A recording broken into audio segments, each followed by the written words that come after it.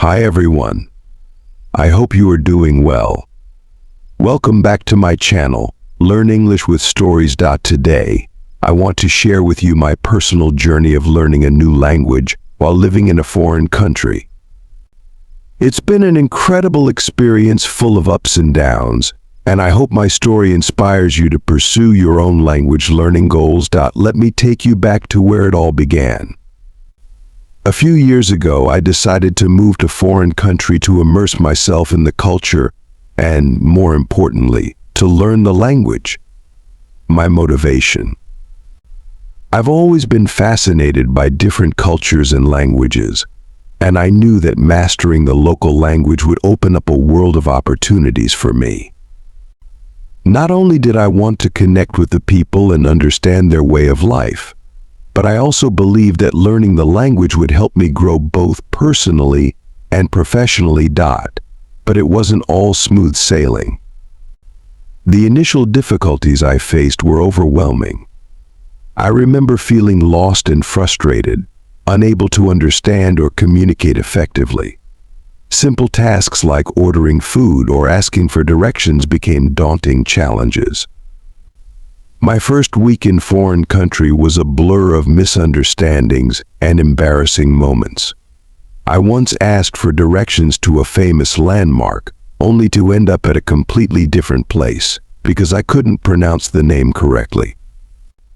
It was a humbling experience that made me realize how much I had to learn. So, how did I start learning? I used a combination of methods and resources. Language classes were a great starting point, giving me the basics and a structured learning path. I enrolled in an intensive language course at a local school, where I met other learners from around the world. Our teacher was patient and encouraging, which made a big difference. Apps like Duolingo and Memrise helped me practice daily, and I spent hours watching local TV shows and movies to get used to the sounds and rhythm of the language. I remember binge watching a popular soap opera, not understanding much at first, but gradually picking up phrases and expressions. One of the best decisions I made was finding a language exchange partner. We met regularly, helping each other learn through conversation. It wasn't just about grammar and vocabulary, it was about real-life communication, making mistakes, and learning from them. My partner's name was incredibly supportive. We would meet at a cafe, chat about our lives, and correct each other's mistakes. These sessions were invaluable, as they provided a safe space to practice speaking without fear of judgment. Immersing myself in the local culture was crucial. I attended festivals, joined cooking classes, and participated in traditional ceremonies. These experiences enriched my understanding of the language, giving me context and making learning more enjoyable and meaningful. For instance, during the local festival, I learned the names of various foods and customs, which not only improved my vocabulary, but also deepened my appreciation for the culture. Cooking classes were another highlight. I learned to make traditional dishes while conversing with the instructor and other participants in the local language. Looking back, the journey was transformative. Not only did I learn a new language, but I also grew as a person. I became more confident, adaptable, and open-minded. The challenges I faced taught me resilience and the importance of perseverance.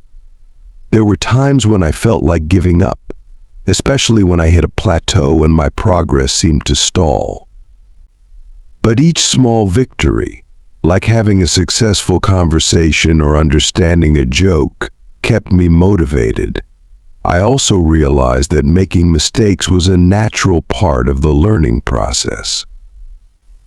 Instead of feeling embarrassed, I started to see them as opportunities to improve. I want to dive deeper into the methods and strategies that helped me overcome the obstacles I faced. First, let's talk about the language classes. They provided a solid foundation, but they were just the beginning. I made it a point to review my notes regularly and complete all assignments diligently. Flashcards became my best friend, especially for vocabulary building. I used physical flashcards and apps like Anki, which uses spaced repetition to help retain new words and phrases. In addition to formal classes, I joined language meetups and conversation clubs. These gatherings were a fantastic way to practice speaking in a relaxed environment. I met locals and fellow learners, and we would practice over coffee or during cultural outings. These sessions were not only educational but also a lot of fun. It was a great way to build a community and make friends who were also on a language learning journey. Listening to music in the target language was another enjoyable method. I created playlists of popular songs and listened to them repeatedly. At first, I would look up the lyrics and try to understand the meaning. Over time, I started to recognize words and phrases more easily. Singing along, even if my pronunciation wasn't perfect, helped with my fluency and accent. Reading was equally important. I started with children's books and gradually moved on to more complex texts like short stories and novels. Newspapers and online articles were also valuable resources. Reading helped me understand sentence structure and expand my vocabulary. I kept a journal where I would jot down new words and their meanings. This journal became a handy reference tool that I would review regularly. Watching TV shows, movies, and YouTube videos in the target language was immensely helpful. Visual context made it easier to understand the dialogue. I often used subtitles, first in my native language, then in the target language, and finally I would watch without any subtitles. This three-step approach significantly improved my listening skills. I also followed vloggers who shared their daily lives, as this exposed me to everyday language and slang. Writing practice was another crucial element. I kept a diary where I would write about my day, thoughts, and experiences in the target language. This exercise forced me to use new vocabulary and grammar structures.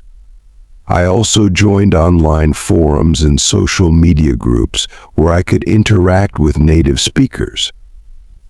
Posting comments, asking questions, and engaging in discussions helped me improve my writing skills and gain confidence. One of the most significant breakthroughs came when I started dreaming in the new language.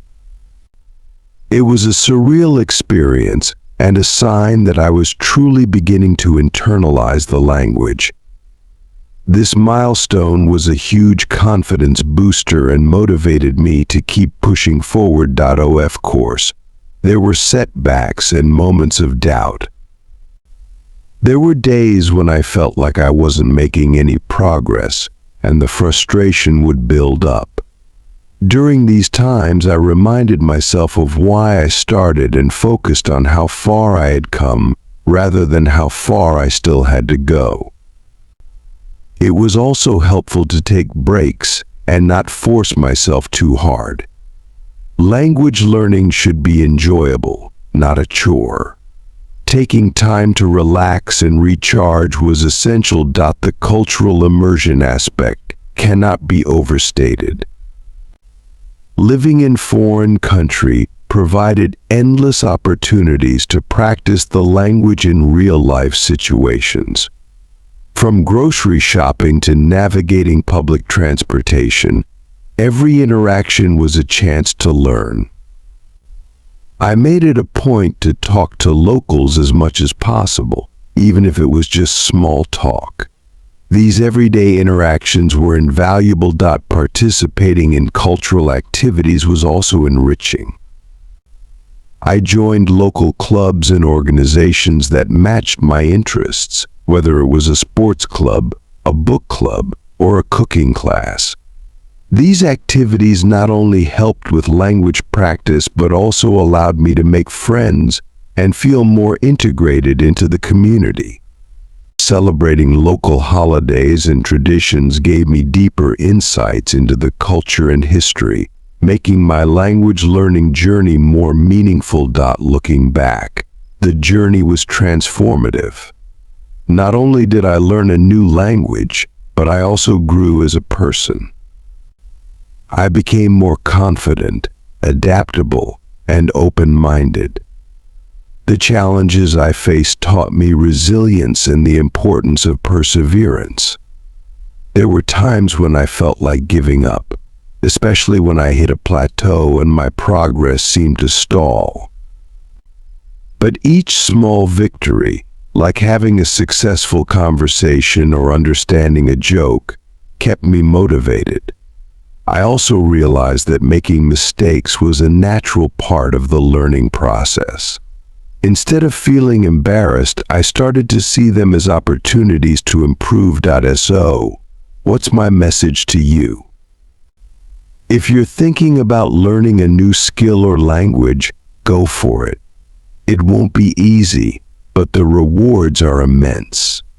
Embrace the challenges, immerse yourself in the experience, and don't be afraid to make mistakes. Every step you take brings you closer to your goal. Remember, it's not just about learning a new language, it's about opening up to a new world and expanding your horizons. The friendships I've made and the experiences I've had are priceless, and I wouldn't trade them for anything. To wrap up, let me share a few tips that helped me along the way. First, consistency is key. Make language learning a part of your daily routine, even if it's just for a few minutes.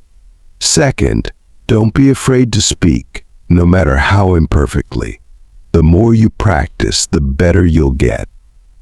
Third, use a variety of resources to keep things interesting. Mix formal lessons with fun activities like watching movies, listening to music, and participating in cultural events. Finally, stay positive and patient with yourself. Progress may be slow, but every effort counts. Thank you for watching and being a part of my journey. If you enjoyed this video, please give it a thumbs up, subscribe to Learn English with Stories, and share your own learning experiences in the comments below. Let's inspire each other to keep learning and growing. See you next time.